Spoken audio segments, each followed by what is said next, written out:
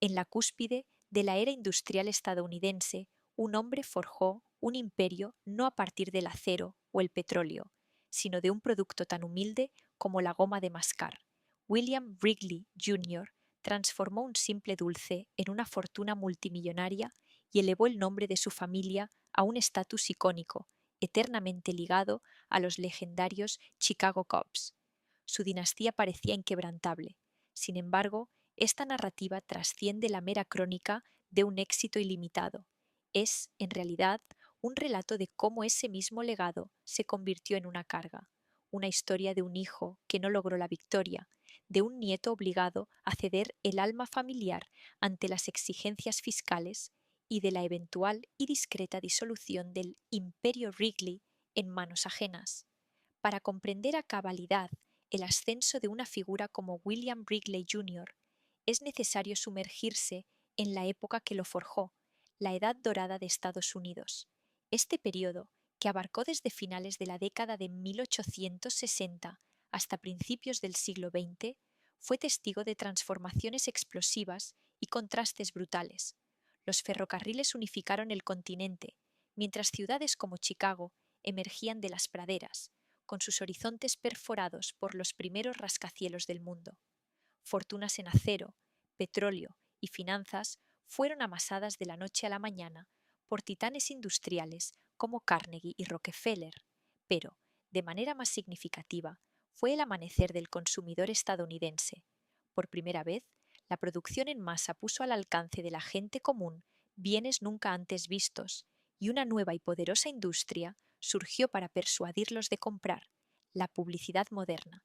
Era un mundo que veneraba la iniciativa, recompensaba la audacia y creía que cualquier hombre con suficiente determinación podía construir un imperio desde la nada. En este crisol hirviente de capitalismo y ambición se lanzaría William Wrigley Jr., provisto de poco más que la fe en su propia capacidad de persuasión. William Wrigley Jr. nació en Filadelfia el 30 de septiembre de 1861, apenas unos meses después del inicio de la Guerra Civil Americana. La ciudad de su nacimiento era un caldero de la industria y la historia estadounidenses, un lugar de disciplina cuáquera y valor industrial. Su padre, William Sr., era un hombre de la vieja escuela, un bautista devoto que había fundado una pequeña fábrica de jabón para fregar. Creía firmemente en las virtudes del trabajo duro, la frugalidad y la piedad. El joven William Jr., al parecer, no compartía firmemente ninguna de estas creencias. Desde sus primeros días, el muchacho fue de un torbellino de energía indomable. La escuela representaba una prisión para él. Encontraba insoportable la estructura rígida, la memorización de memoria y el confinamiento del aula. Su mente se movía con demasiada rapidez para el ritmo pausado de la educación formal. Era un bromista, un alborotador y una fuente constante de frustración para sus maestros. No es que careciera de inteligencia, todo lo contrario, era extraordinariamente brillante, pero su inteligencia era práctica, cinética e impaciente. Fue expulsado de su escuela primaria tantas veces que se convirtió en una constante. Su padre, exasperado, lo reprendía, lo castigaba y luego lo volvía a inscribir, solo para que el ciclo se repitiera. El joven Wrigley anhelaba acción e independencia. A la tierna edad de 11 años, una época en la que la mayoría de los niños aún jugaban con canicas, se escapó de casa. Se dirigió a la ciudad de Nueva York, el corazón vibrante y caótico de la Gilded Age. Sin dinero ni conexiones, sobrevivió a base de pura determinación, durmiendo en las calles y aceptando el único trabajo disponible para un muchacho de su tamaño y edad, un vendedor de periódicos que pregonaba noticias en las concurridas esquinas. Durante un breve, frío y hambriento verano, aprendió la primera regla de las ventas. Era imperativo gritar más fuerte que el competidor. Aprendió a captar la atención de la multitud y a cerrar un trato por un centavo. Finalmente, la cruda realidad de la vida callejera lo llevó de regreso a Filadelfia. Sin embargo, la experiencia lo había transformado, avivando su autosuficiencia y brindándole un atisbo del mundo más allá de la fábrica de su padre. Pero su espíritu rebelde distaba mucho de ser domado. A los 13 años, su padre decidió que la única forma de inculcar disciplina a su hijo descarriado era a través del trabajo manual riguroso. Puso al joven William a trabajar en su propia fábrica de jabón, donde la labor era deliberadamente ardua: remover enormes cubas de jabón hirviendo con una gigantesca pala de madera. El calor era sofocante, el olor era acre y el trabajo monótono. Para un joven con su energía inquieta, aquello era un infierno particular. William Sr. esperaba que doblegara el espíritu de su hijo y le hiciera apreciar el valor de la educación, pero el resultado fue el opuesto. Impulsó a William Jr. a decidir que quería escapar de la fábrica para siempre. Ansiaba ser él quien vendiera el jabón, no quien lo fabricara. Suplicó a su padre que le diera la oportunidad de ser vendedor. William Sr. se mostró escéptico. Su hijo era solo un adolescente, insolente y sin experiencia. Para ponerlo a prueba, le asignó la tarea más difícil imaginable: la carretera. Lo equipó con un caballo, una carreta repleta de jabón para fregar Wrigley y un territorio que abarcaba pequeños y dispersos pueblos por Pensilvania, Nueva York y los estados de Nueva Inglaterra. Esta fue la prueba de fuego definitiva. La vida de un vendedor ambulante en la década de 1870 era solitaria y ardua. Los caminos a menudo eran poco más que senderos fangosos, las posadas básicas y los comerciantes, astutos y desconfiados de los jóvenes de ciudad de habla rápida. Pero para William Wrigley Jr. esto no era un castigo, era libertad. En la carretera abierta, él era su propio jefe. Prosperó ante el desafío, descubriendo un talento natural para las ventas, una combinación de entusiasmo contagioso, encanto genuino y una tenaz persistencia. Aprendió a comprender a sus clientes, a discernir sus necesidades y a adaptar su discurso en consecuencia. No solo vendía jabón, se vendía a sí mismo. Contaba chistes, compartía historias y construía relaciones. También desarrolló una filosofía de ventas única. Mientras otros vendedores simplemente tomaban pedidos, Wrigley ayudaba físicamente al comerciante a montar una exhibición, asegurándose de que su producto fuera el más prominente de la tienda. Comprendió la importancia del merchandising visual mucho antes de que se acuñara el término.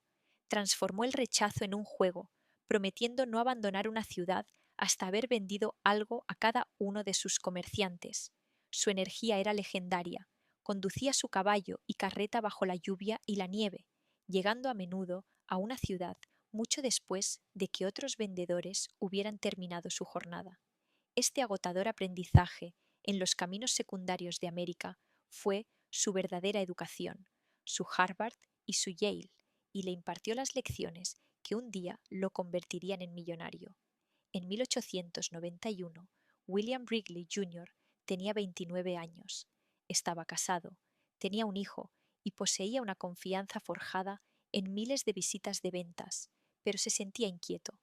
La costa este le parecía vieja y saturada. Miró hacia el oeste, hacia la bulliciosa, caótica y electrizante ciudad de Chicago. Chicago, en la década de 1890, era la ciudad más estadounidense de América, un lugar de ambición asombrosa y realidades brutales.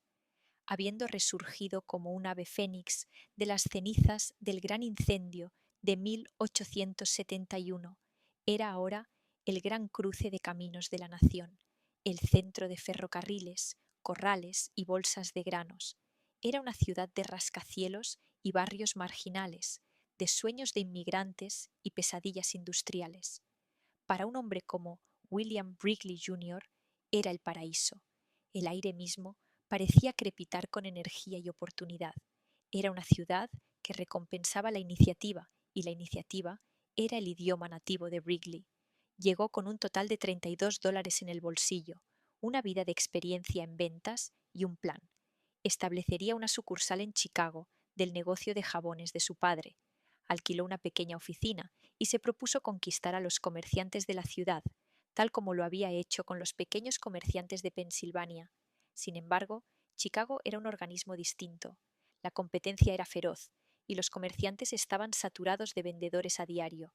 Wrigley sabía que necesitaba una ventaja, una forma de destacarse entre la ruidosa multitud. Fue entonces cuando rememoró una lección de sus días en la carretera. A todo el mundo le encantan las gangas, pero lo que les encanta aún más es conseguir algo gratis. Esta reflexión lo condujo a la estrategia de negocios que definiría toda su carrera: el premium. Su idea era simple: para persuadir a los comerciantes de que almacenaran su jabón, les ofrecería un obsequio gratuito con un pedido lo suficientemente grande. Su primer producto premium fue el polvo de hornear. Ofreció una lata de polvo de hornear con cada caja de jabón.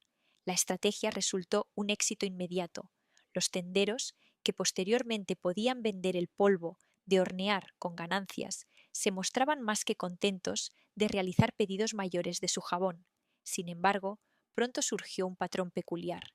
Wrigley, quien prestaba gran atención a sus clientes, comenzó a recibir la misma retroalimentación repetidamente. Nos gusta su polvo de hornear, pero tenemos mucho jabón. El obsequio era más popular que el producto que se suponía que debía promocionar. Un empresario menos hábil podría haber interpretado esto como un fracaso. Wrigley lo vio como una oportunidad. Si el mercado demandaba levadura en polvo, él les vendería levadura en polvo. Con una velocidad asombrosa, modificó completamente su modelo de negocio. Encontró un fabricante para producir levadura en polvo bajo su propia marca y comenzó a venderla directamente, relegando el jabón de su padre a una preocupación secundaria. Su astucia empresarial demostró ser tan aguda como su capacidad de venta, y entonces, en un momento de serendipia comercial, la historia se repitió, pero a mayor escala. Para promocionar su nuevo negocio de levadura en polvo, Wrigley necesitaba un nuevo artículo promocional. Deseaba algo económico, ligero y universalmente atractivo. Se decantó por la goma de mascar. En aquel entonces, la goma de mascar era un producto menor, a menudo comercializado como artículo novedoso. Existían docenas de pequeños fabricantes, pero ninguna marca nacional dominante. Wrigley llegó a un acuerdo con la compañía Zeno Manufacturing para que le suministrara pequeños paquetes de goma de mascar. Comenzó a ofrecer 2 paquetes de goma de mascar gratis con cada lata de su levadura en polvo. El resultado fue electrizante. La goma de mascar fue una sensación. Una vez más, Wrigley descubrió que sus clientes clamaban por el obsequio. Llegaron cartas de comerciantes preguntando si podían comprar la goma directamente. A los niños les encantaba, y los adultos la encontraron un hábito moderno y agradable. Wrigley había dado con un producto con un atractivo casi universal y un enorme potencial de negocio recurrente. Esta vez, no solo vio una oportunidad, vio una mina de oro. En 1892 tomó la decisión más trascendental de su vida. Abandonó el negocio de la levadura en polvo, tal como había abandonado el negocio del jabón, y apostó todo su futuro a la goma de mascar. Así nació la W. M. Wrigley Jr. Company, y el mundo de los bienes de consumo nunca volvería a ser el mismo. Wrigley era consciente de que poseer un producto popular no era suficiente. Había presenciado innumerables productos ir y venir. Para construir un imperio duradero, era imperativo crear una marca, un nombre tan ubicuo y familiar como Coca-Cola se estaba volviendo. Decidió atribuir su propio nombre al producto, una práctica común en la época, pero lo comercializaría con un celo poco común. En 1893 lanzó 2 marcas que se convertirían en iconos estadounidenses: Juicy Fruit, con su sabor dulce y distintivo, y Wrigley Spearmint, con su sabor limpio y refrescante. Sus competidores eran, en su mayoría, pequeños operadores que comercializaban sus productos a nivel regional.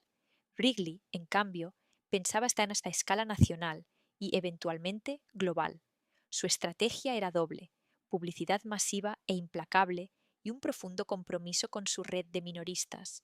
Creía en el poder de la publicidad con un fervor religioso. Mientras sus rivales gastaban con cautela, Wrigley invertía casi cada dólar de ganancias en promoción. Su lema era simple: díselo rápido y díselo a menudo. Se convirtió en un pionero de las técnicas de publicidad modernas. Fue uno de los primeros en utilizar grandes vallas publicitarias coloridas para adherir su nombre a lo largo de las carreteras y vías férreas del país. Adquirió espacio publicitario en las nuevas revistas y periódicos de gran tirada que llegaban a millones de hogares estadounidenses.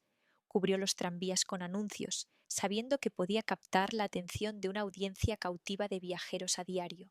Sus anuncios eran simples, directos y memorables, presentando a personas sonrientes y felices, los duendes de Wrigley, y logotipos limpios y llamativos.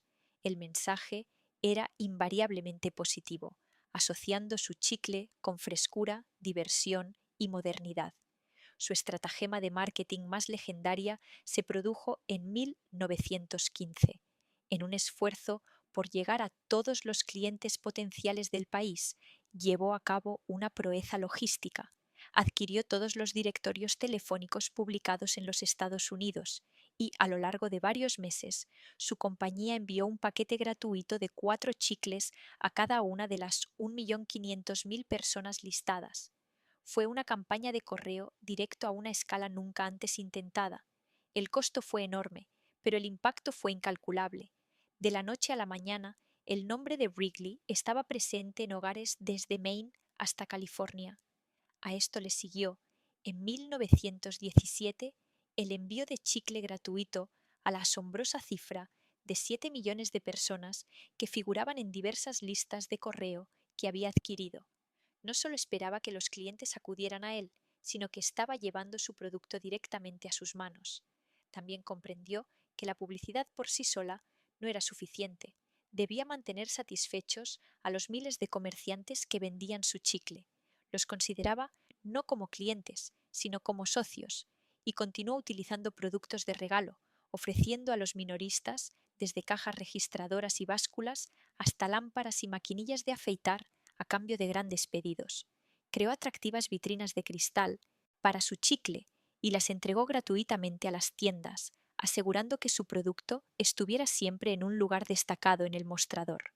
Trató a su propia fuerza de ventas como a la realeza, pagándoles bien y fomentando una cultura de intensa lealtad, sabiendo que un vendedor feliz lucharía con más ahínco por el espacio en los estantes que uno descontento.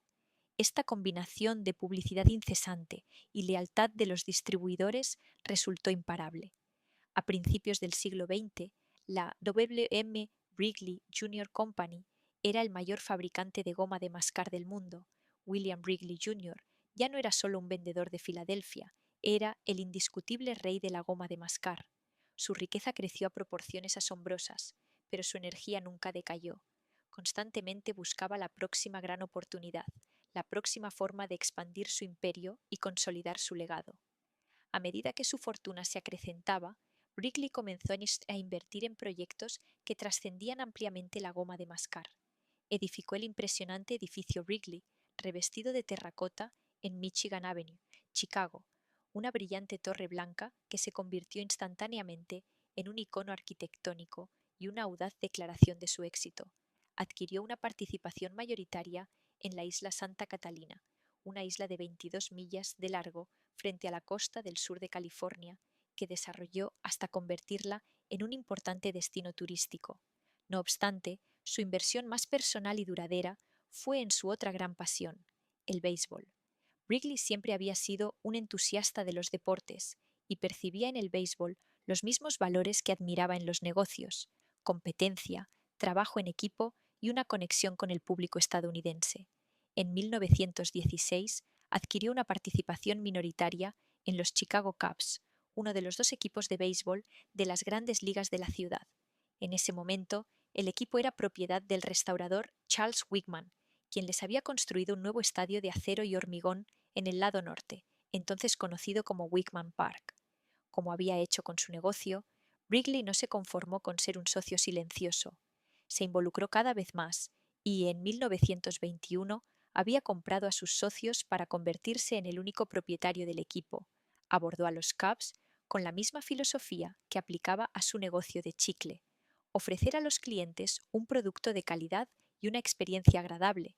Invirtió dinero en mejorar el estadio, ampliando el aforo y convirtiéndolo en un lugar más cómodo y acogedor para los aficionados, especialmente mujeres y niños.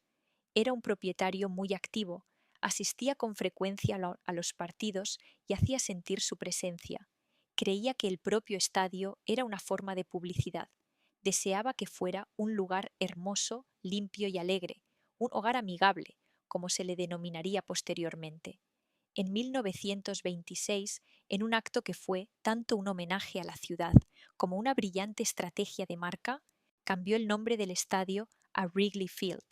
El nombre perduró, convirtiéndose en uno de los lugares más icónicos y queridos en el ámbito deportivo. Para Wrigley, ser propietario de los Cubs era el gesto cívico supremo, consolidando su estatus como uno de los ciudadanos más importantes de Chicago y uniendo el nombre de su familia al corazón de la ciudad de una manera que ni siquiera un rascacielos podría lograr. Bajo su propiedad, los Cubs disfrutaron de un periodo de gran éxito, ganando el banderín de la Liga Nacional en 1929. Wrigley se regocijó con ello, no solo como empresario, sino como un verdadero aficionado. Había conquistado el mundo de los negocios y ahora había alcanzado la cima del mundo deportivo. En enero de 1932, a la edad de 70 años, William Wrigley Jr. falleció mientras dormía en su mansión de invierno en Phoenix, Arizona. La fuerza de la naturaleza finalmente se había aquietado. Dejó un imperio global, una vasta fortuna y un nombre icónico, pero también dejó un mundo sumido en la Gran Depresión y un heredero que ahora debía enfrentar esa tormenta en solitario. El cometa se había extinguido y una sombra inconcebiblemente larga caía ahora sobre su hijo, Philip Knight Wrigley, un hombre que no podría haber sido más diferente del padre que había construido todo a su alrededor. Un imperio forjado por una fuerza de la naturaleza es algo difícil de heredar.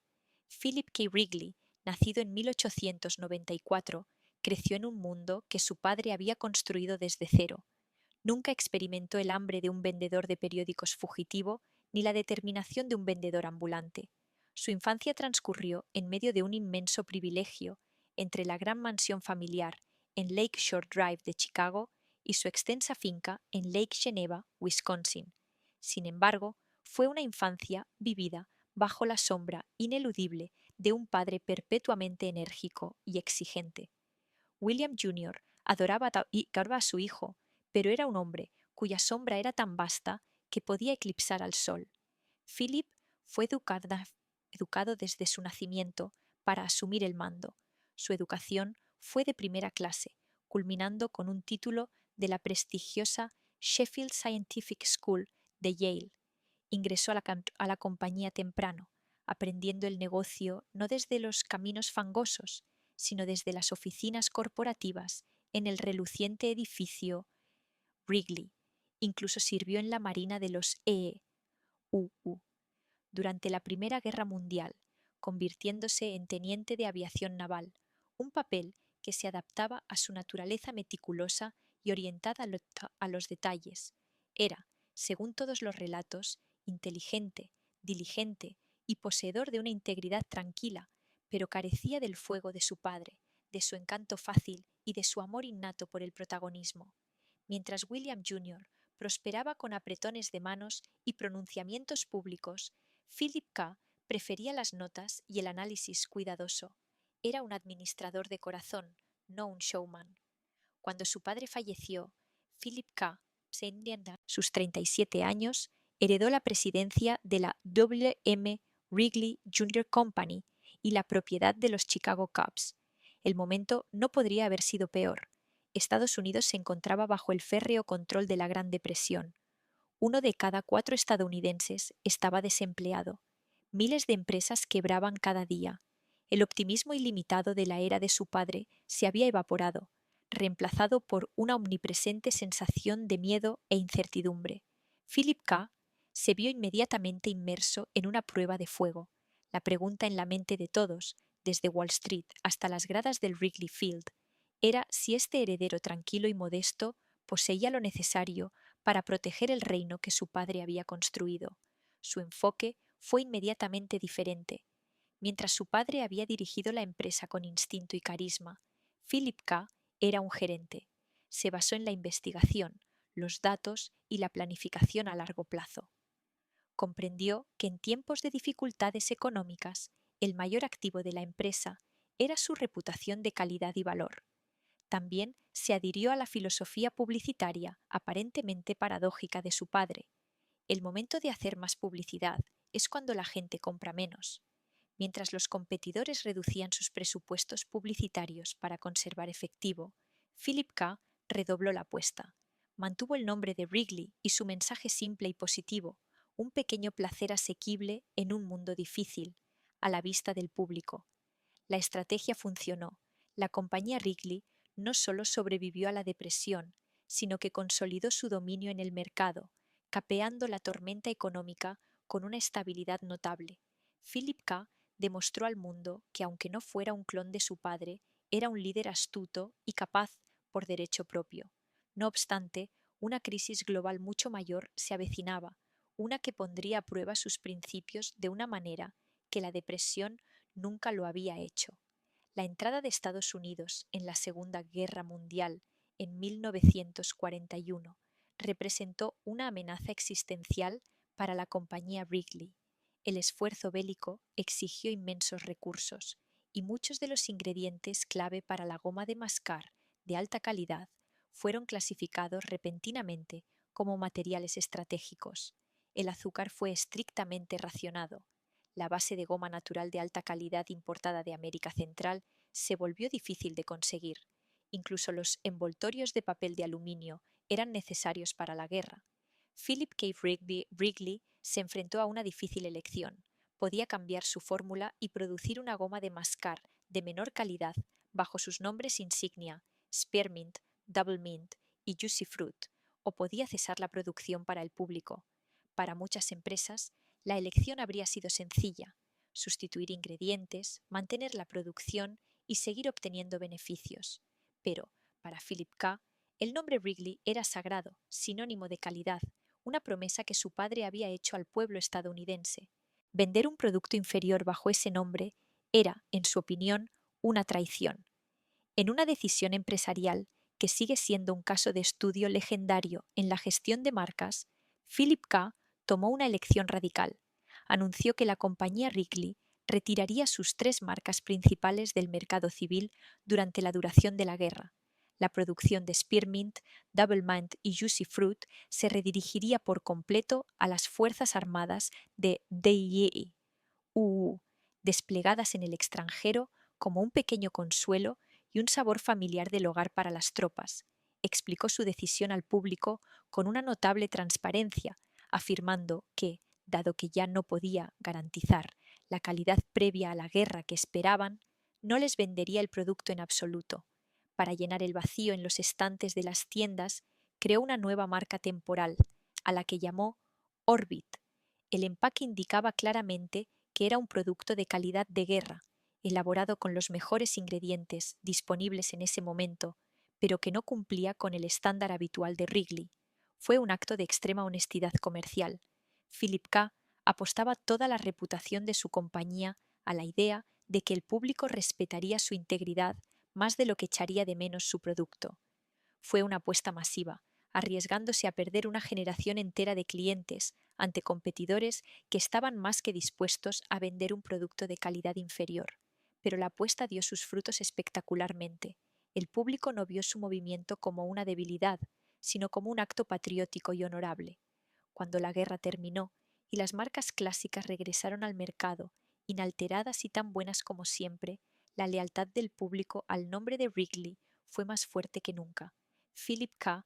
había demostrado que la integridad a largo plazo podía ser más rentable que el beneficio a corto plazo y había protegido el legado de su padre al estar dispuesto a sacrificarlo temporalmente.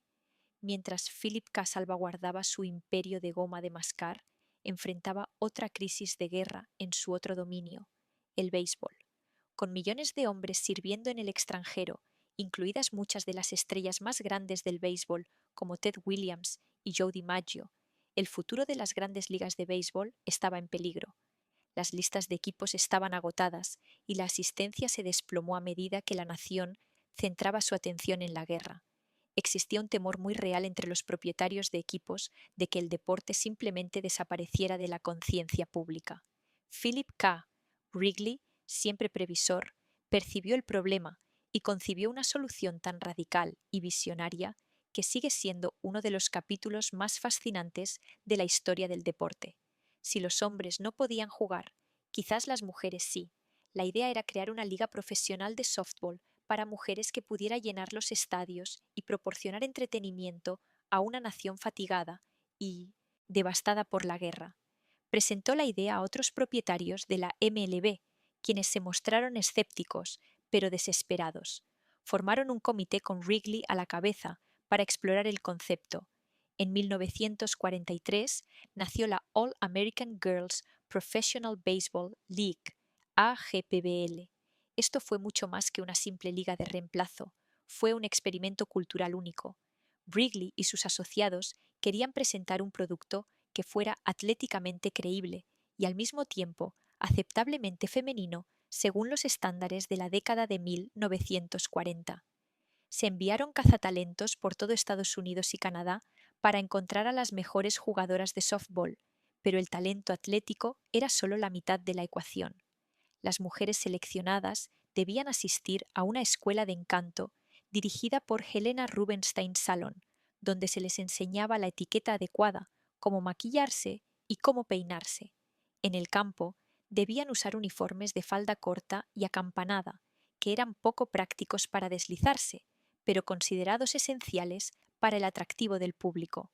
Se aplicaba un estricto código de conducta: no fumar ni beber en público, no confraternizar sin chaperón y siempre parecer señoritas.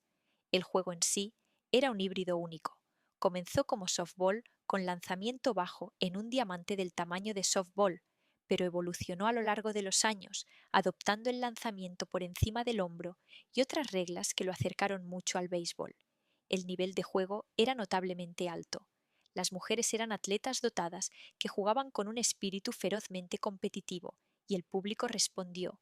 En su primera temporada, la AGPBL atrajo a casi 200.000 aficionados.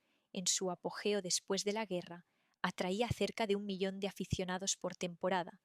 La liga mantuvo vivo el espíritu del béisbol en el frente interno y dio a cientos de mujeres la oportunidad de ser atletas profesionales remuneradas en un momento en que tales oportunidades eran prácticamente inexistentes.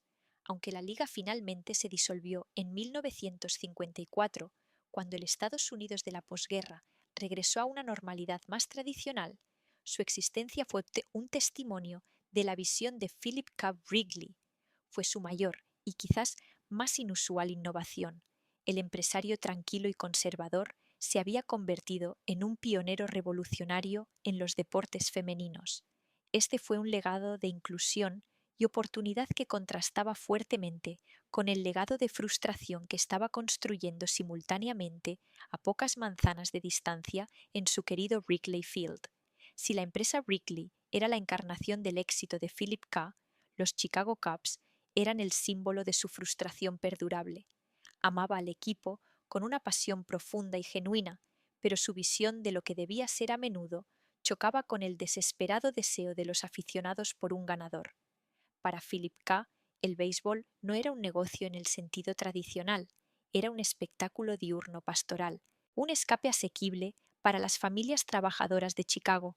Es famoso que se resistió ferozmente a instalar luces en Wrigley Field para los partidos nocturnos mucho después de que todos los demás estadios lo hubieran hecho.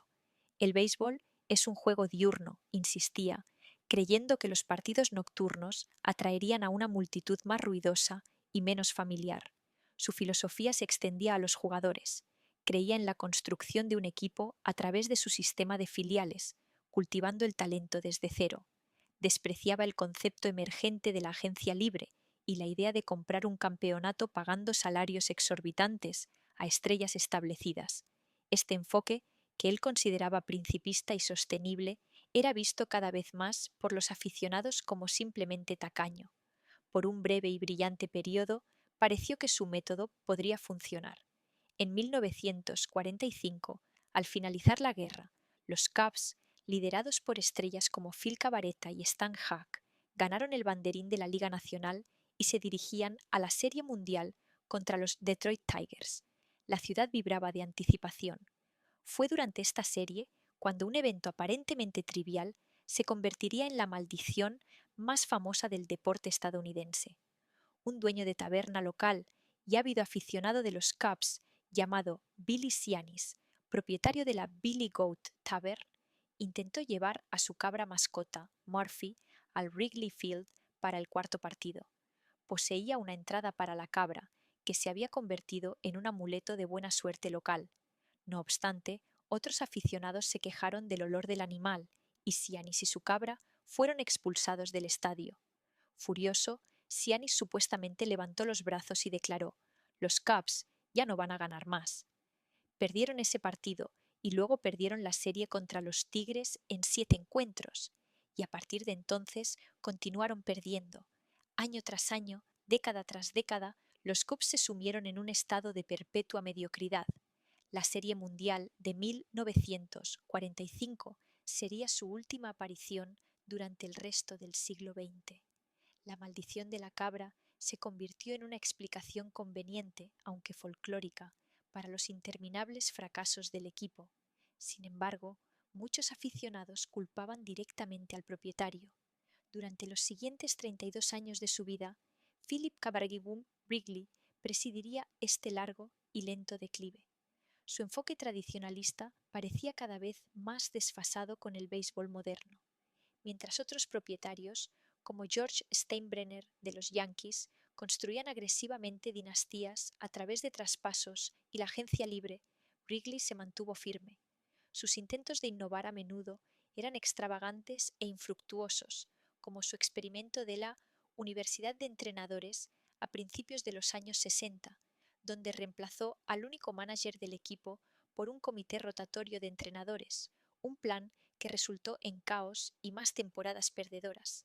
El hombre que dirigía su negocio de chicle con una precisión tan meticulosa y previsora parecía atrapado por la tradición y la nostalgia cuando se trataba de su equipo de béisbol. La percepción pública de él se agrió, se le veía como un patricio distante y desvinculado de la realidad, que se preocupaba más por la cuenta de resultados y el encanto pintoresco de Wrigley Field que por tener un equipo ganador. Fue como una caricatura dolorosa y profundamente injusta para un hombre que genuinamente amaba al equipo, pero fue una narrativa nacida de décadas de frustración. Había heredado un equipo exitoso de su padre y bajo su mandato se había convertido en el hazmerreír nacional. En abril de 1977, Philip Calmet Wrigley falleció a la edad de 82 años. Murió siendo el respetado jefe de una corporación global y el lamentado propietario de un equipo de béisbol en decadencia. Dejó un legado de integridad e innovación, pero también de terquedad y fracaso deportivo. Y mientras sus abogados y contadores comenzaban la compleja tarea de valorar su vasta herencia, descubrieron la píldora venenosa escondida dentro de su éxito, la enorme herencia, rica en activos, que pasaba a su hijo, William. Wrigley, tercero, estaba a ver a punto de desencadenar una carga fiscal igualmente masiva, una crisis financiera que representaría una amenaza mayor para el legado de la familia que cualquier depresión, guerra o maldición de béisbol que hubiera existido. Un legado es algo vivo, respira, crece y a veces puede empezar a asfixiar a sus herederos. Cuando Philip K. Wrigley falleció en 1977, legó a su hijo no solo las riendas de un imperio, sino el peso acumulado de 86 años de éxito y expectativas. El hombre que heredó esta carga fue William Bill Wrigley III, nacido en 1933 y educado en H. Hotchkiss y Yale. Bill contrastaba notablemente con sus predecesores. Era un hombre tranquilo, intensamente reservado, poco adecuado para el papel público que exigía su apellido. Tomó las riendas de una compañía que era un modelo de estabilidad y un equipo de béisbol que era un modelo de futilidad.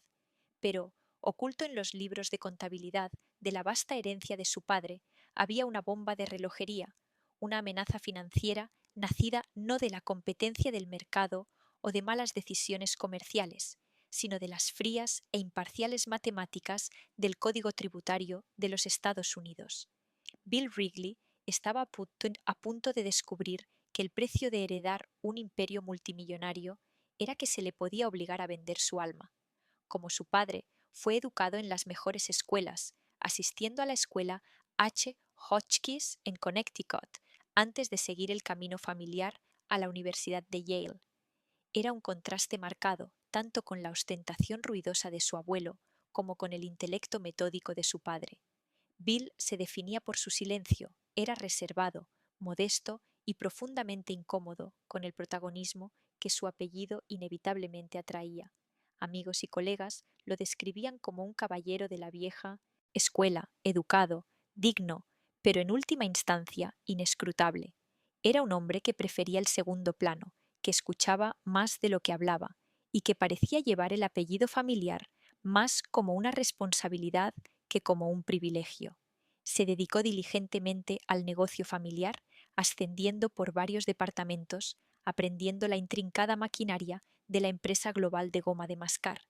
Se convirtió en presidente y director ejecutivo en 1961, a la joven edad de 28 años, aunque su padre Philip K. siguió siendo presidente y la máxima autoridad hasta su muerte. Durante 16 años, Bill operó bajo la atenta mirada de su padre, gestionando los asuntos diarios de la empresa, mientras Philip K. se centraba en sus filosofías más amplias y en sus queridos y frustrantes Cubs. Fue un largo aprendizaje, y cuando Philip K. Murray murió en 1977, Bill estaba completamente preparado para liderar la compañía Wrigley. Para lo que no estaba preparado era para el cataclismo financiero que la muerte de su padre desataría. El problema residía en un concepto que afecta a muchas familias dinásticas. Eran ricas en activos, pero pobres en efectivo. El patrimonio neto de la familia Wrigley era colosal, estimado en cerca de 500 millones de dólares en 1977, el equivalente a varios miles de millones en la actualidad. Sin embargo, esta riqueza no se encontraba en una cuenta bancaria, sino que estaba compuesta casi en su totalidad por dos elementos: un bloque de acciones de control en la WM Wrigley Junior Company, que cotizaba en bolsa, pero estaba dominada por la familia, y la propiedad privada del equipo de béisbol Chicago Cubs. Cuando Philip Gabriel Wrigley falleció, su patrimonio quedó sujeto al impuesto federal de sucesiones. En la década de 1970, el impuesto de sucesiones era un obstáculo formidable. La tasa impositiva máxima sobre grandes patrimonios era un asombroso 77%.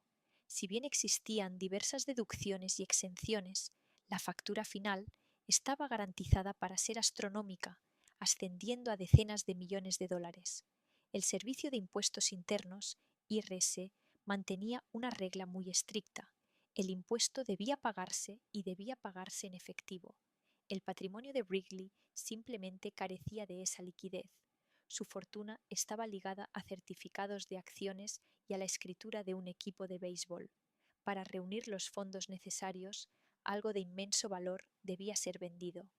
La primera y más obvia opción habría sido vender una parte de las acciones de la familia en la compañía Wrigley. Sin embargo, esto presentaba un problema crítico. Las acciones de la familia representaban el control de la compañía. Vender un gran bloque de acciones en el mercado abierto no solo deprimiría el precio de las acciones, sino que también diluiría su control, dejando potencialmente a la compañía vulnerable a una adquisición hostil. Para Bill Wrigley, cuyo deber primordial como nuevo patriarca era proteger el negocio familiar principal que su abuelo había construido, este era un riesgo inaceptable. Vender el control de la compañía Wrigley para pagar sus impuestos era una profecía autocumplida que dejaba el otro activo importante, los Chicago Cubs. Desde una perspectiva puramente financiera, la elección era lógica, aunque brutal. El equipo de béisbol, aunque culturalmente significativo, era una sangría financiera, perdía dinero constantemente, y los salarios de los jugadores comenzaban a dispararse en toda la liga, prometiendo solo mayores pérdidas en el futuro. A diferencia de las acciones de la compañía, el equipo podía venderse como un único activo limpio a un nuevo propietario, sin afectar el negocio principal de la familia. Los fríos y duros números apuntaban en una sola dirección: para salvar el reino, la joya de la corona debía ser sacrificada. La decisión pesó considerablemente sobre Bill Wrigley. No era un hombre de béisbol, como lo habían sido su padre y su abuelo. No compartía su profunda pasión personal por el juego, pero comprendía lo que representaba el equipo. Era la encarnación viva de la conexión de la familia Wrigley con la ciudad de Chicago. Su abuelo había adquirido el equipo, lo había desarrollado y había puesto su nombre en su sagrado estadio. Su padre lo había administrado durante 4 décadas. Ser el Wrigley que vendió los Cubs era ser quien rompió una confianza sagrada de 80 años. Durante casi 4 años, la familia y sus abogados batallaron con el IRS y exploraron todas las opciones posibles, negociaron planes de pago y buscaron resquicios legales. No obstante, la realidad de la enorme factura de impuestos era ineludible. Se acercaba la fecha límite. A regañadientes, Bill Wrigley inició el proceso silencioso y doloroso de buscar un comprador para los Chicago Cubs. Deseaba encontrar un propietario local, alguien que, en sus palabras, fuera un mejor propietario de lo que él podía ser, y que estuviera comprometido a mantener el equipo en Chicago y a preservar el carácter único de Wrigley Field. La búsqueda lo llevó a la Tribune Company, el poderoso conglomerado de medios con sede en Chicago que poseía el periódico Chicago Tribune, la televisión y radio WGN y otras propiedades mediáticas. WGN había sido el socio de transmisión de los Cubs durante décadas, televisando sus partidos en todo el país. La Tribune Company poseía los recursos financieros para absorber las pérdidas del equipo e invertir en su futuro. Más importante aún, era una institución de Chicago. Las negociaciones se llevaron a cabo discretamente, pero en la primavera de 1981 la noticia finalmente trascendió e impactó a la ciudad como un golpe. El 16 de junio de 1981, la Tribune Company adquirió formalmente los Chicago Cubs a la familia Wrigley por $20.5 millones. En una discreta y sobria conferencia de prensa, un visiblemente incómodo Bill Wrigley explicó la decisión familiar, aludiendo al momento profundamente triste y a los enormes problemas de impuestos sobre la herencia que los habían obligado a tomarla. Expresó su esperanza de que la nueva propiedad corporativa finalmente traería a la ciudad el campeonato que él y su padre no habían logrado entregar. La reacción del público fue una mezcla de tristeza, ira y resignación. Para generaciones de habitantes de Chicago, los Wrigley eran sinónimo de los Cubs. Su propiedad, a pesar de todas sus frustraciones, representaba un vínculo con una era más simple y romántica del béisbol. El equipo era un fideicomiso familiar, no un activo corporativo. Ahora se vendía a un gigante mediático sin rostro. Los columnistas deportivos lamentaron el fin de una era. Los aficionados llamaron a programas de radio, algunos culpando al gobierno por sus políticas fiscales, otros acusando a la familia Wrigley de abandonarlos. La venta fue vista como la victoria definitiva de los fríos y duros negocios sobre el sentimiento cívico. El hogar amigable de Wrigley Field se sintió de repente un poco menos amigable, un poco más corporativo. El alma del equipo, muchos sintieron, se acababa de vender para pagar una factura de impuestos. Bill Wrigley, un hombre que detestaba la vida pública, se convirtió en el rostro renuente de este trauma cívico. Fue el Wrigley que se rindió, el que rompió la cadena. Fue una etiqueta que llevaría el resto de su vida, una pesada carga para un hombre que solo había hecho lo que sentía que era necesario para proteger el legado principal de su familia. Había salvado la empresa, pero en el proceso el nombre de la familia fue eliminado para siempre del equipo que habían definido durante casi un siglo. Tras la venta de los Cubs, Bill Wrigley se retiró aún más de la vida pública. Centró toda su atención en el negocio de la goma de mascar, gestionando la empresa con mano firme y conservadora. No era un innovador al estilo de su abuelo. La era de las campañas de marketing llamativas y rompedoras había terminado. La estrategia de la empresa bajo su liderazgo fue de expansión cautelosa, gestión de riesgos y preservación de la cuota de mercado.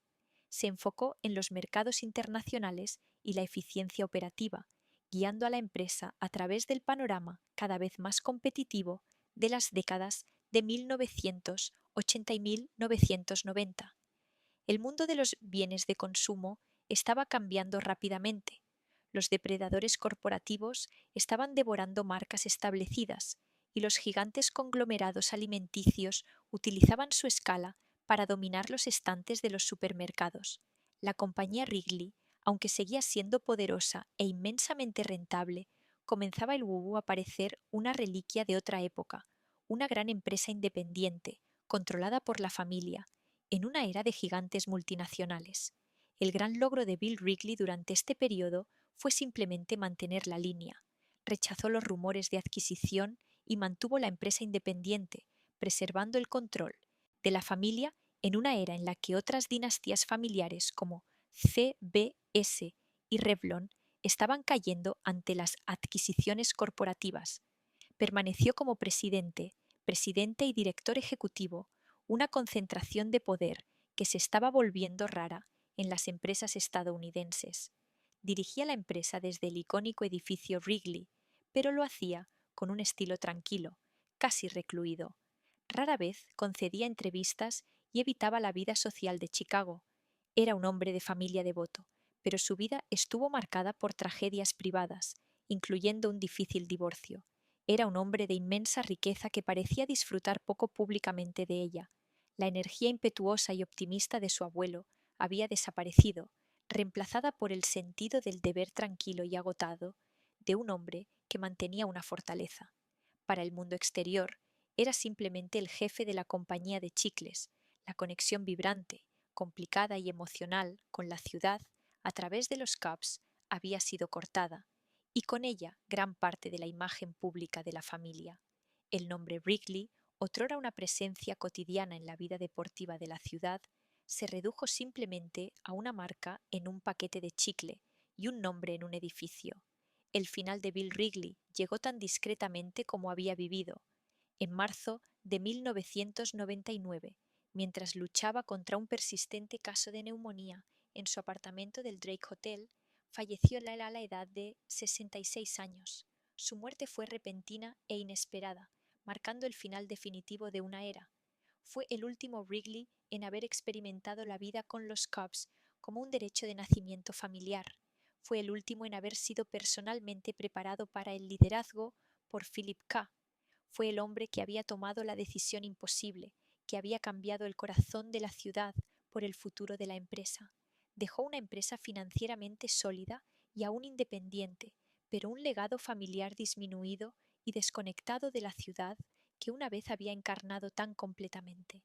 Con su muerte, el inmenso peso del imperio Wrigley, la empresa global, la marca icónica y la complicada historia pasó ahora a una cuarta generación, su hijo William Wrigley Jr. Segundo, conocido como Bill Jr., un hombre entonces de unos 30 años, sería quien lideraría el negocio familiar en un nuevo milenio. Heredaba una compañía poderosa, pero también una que se estaba convirtiendo cada vez más en una isla en un mar de tiburones corporativos.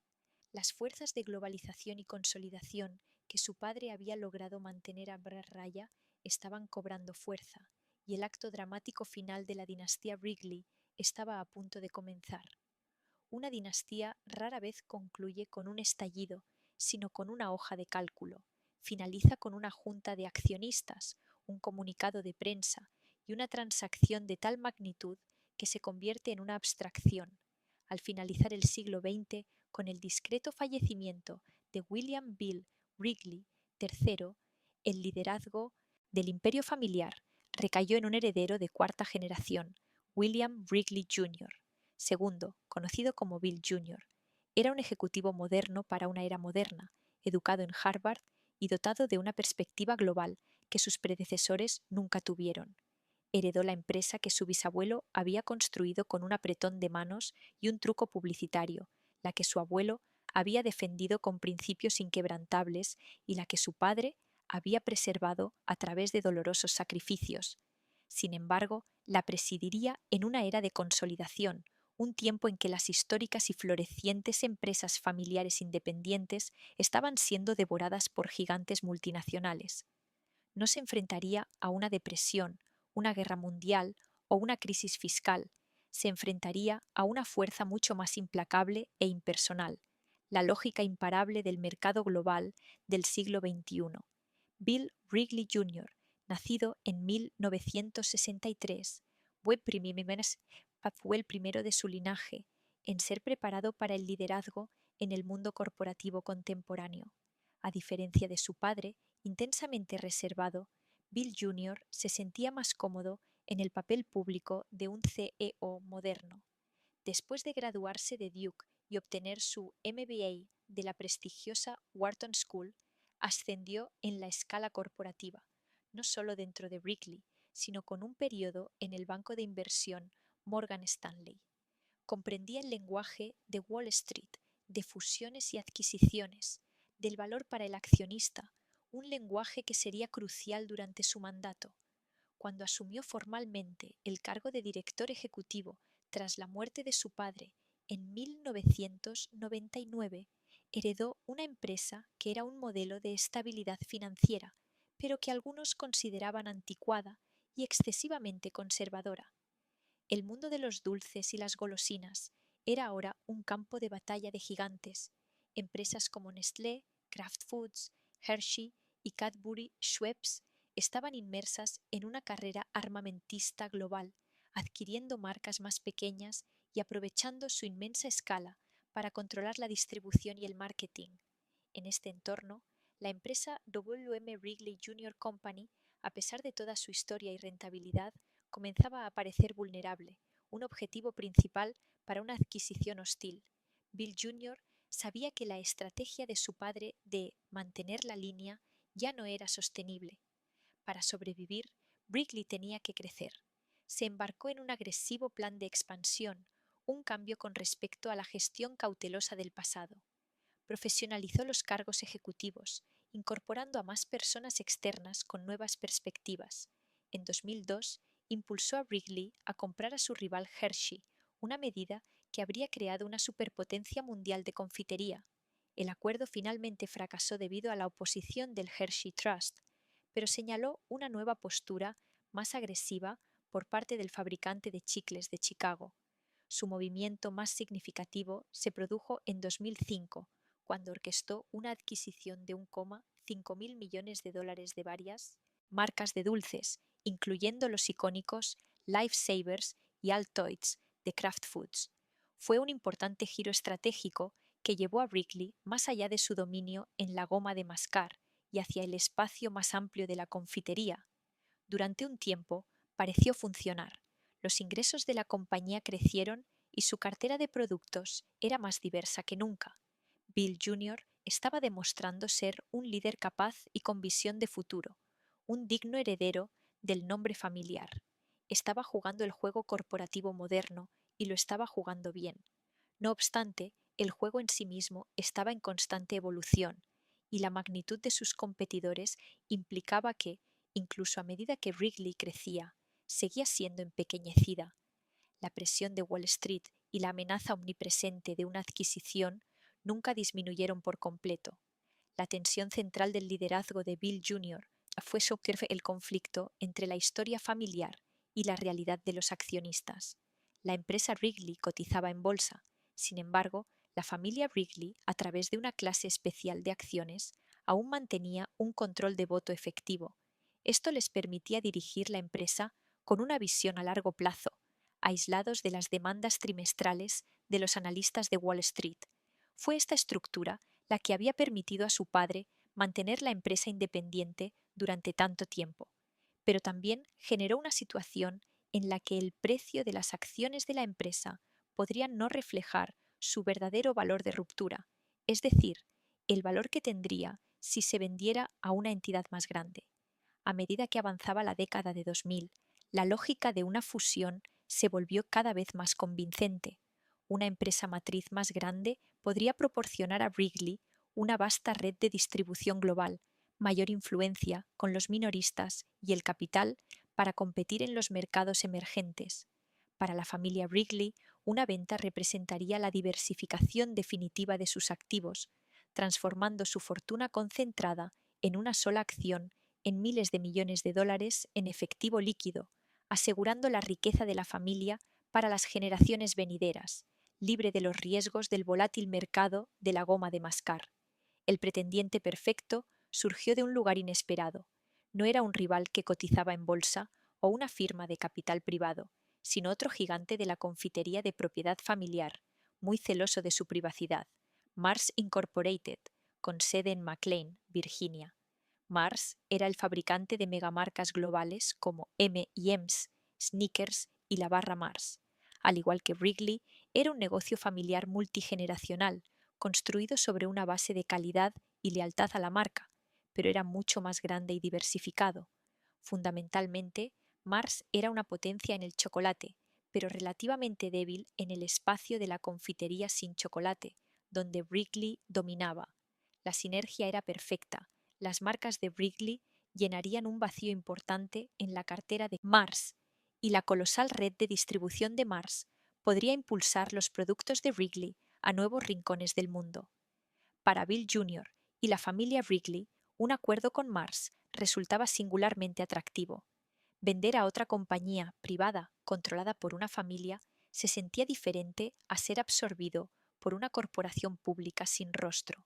Existía una cultura compartida, la creencia de que Mars sería un administrador respetuoso de la marca Wrigley y su herencia de Chicago.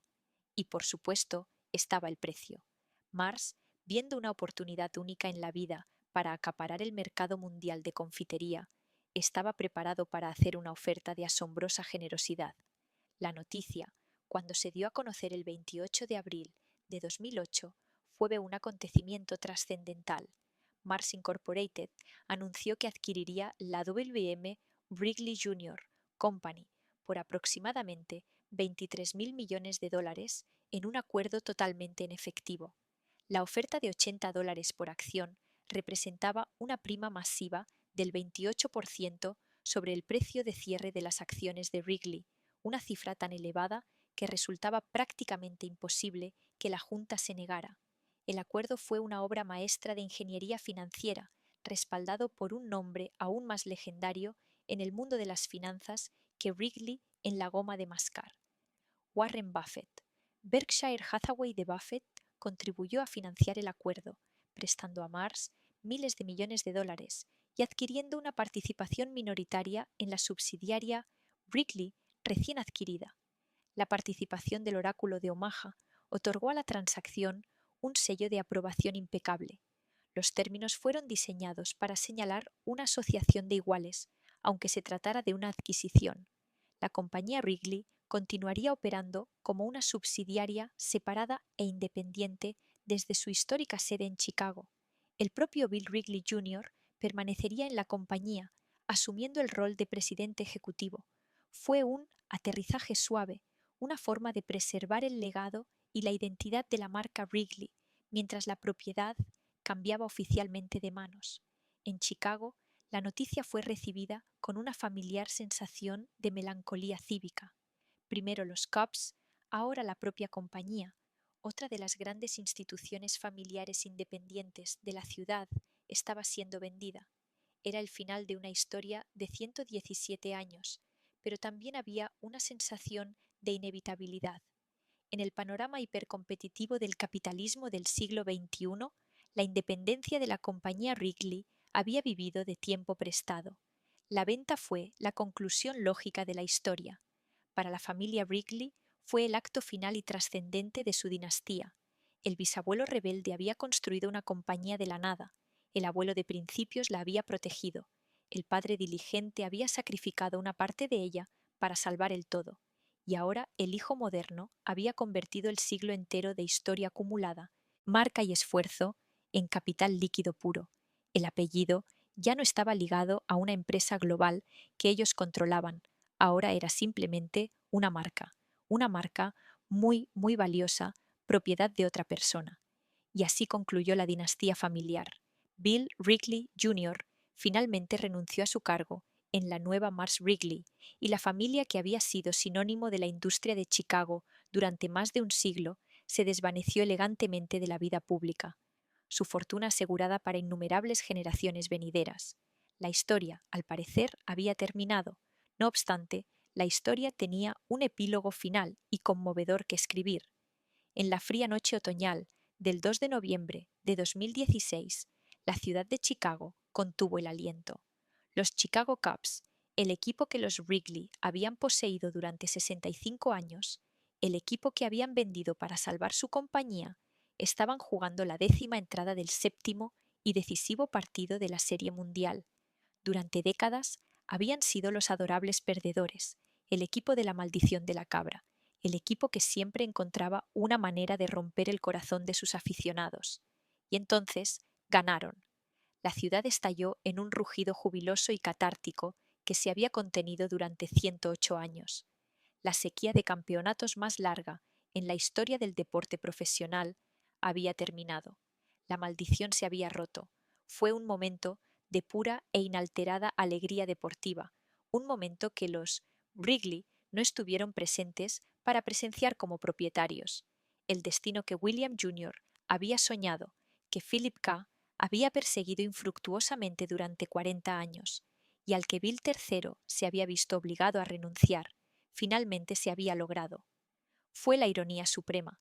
El campeonato llegó solo después de que la familia se había marchado hacía tiempo, bajo un nuevo grupo propietario que poseía los recursos y la voluntad de invertir lo necesario para alcanzar la victoria. Hoy, el nombre Wrigley es más ubicuo que nunca. El reluciente edificio blanco Wrigley se erige majestuosamente en Michigan Avenue. Wrigley Field, ahora un monumento histórico nacional, es una catedral del béisbol con entradas agotadas cada verano, y el nombre de su familia fundadora es coreado por millones. En innumerables tiendas de más de 180 países aún se puede adquirir un paquete de Spearmint, Double Mint o Juicy Fruit. Las marcas, los edificios y el estadio perduran como elementos permanentes en el paisaje cultural, monumentos a la ambición de un inquieto vendedor de Filadelfia. La saga Wrigley trasciende la mera historia de negocios. Es un relato multigeneracional que abarca la trayectoria del propio capitalismo estadounidense. Se trata de la energía creativa bruta que forja un imperio, la diligente administración que lo sostiene, las dolorosas decisiones necesarias para preservarlo y las fuerzas globales impersonales que finalmente lo absorben. Es una historia que demuestra cómo un nombre puede volverse más poderoso que la familia que lo creó, y que un legado a veces solo puede alcanzar su verdadera realización después de que sus autores ya han abandonado el escenario. Es la historia de cómo el más simple de los productos, la goma de mascar, dio origen a uno de los sueños estadounidenses más complejos y perdurables.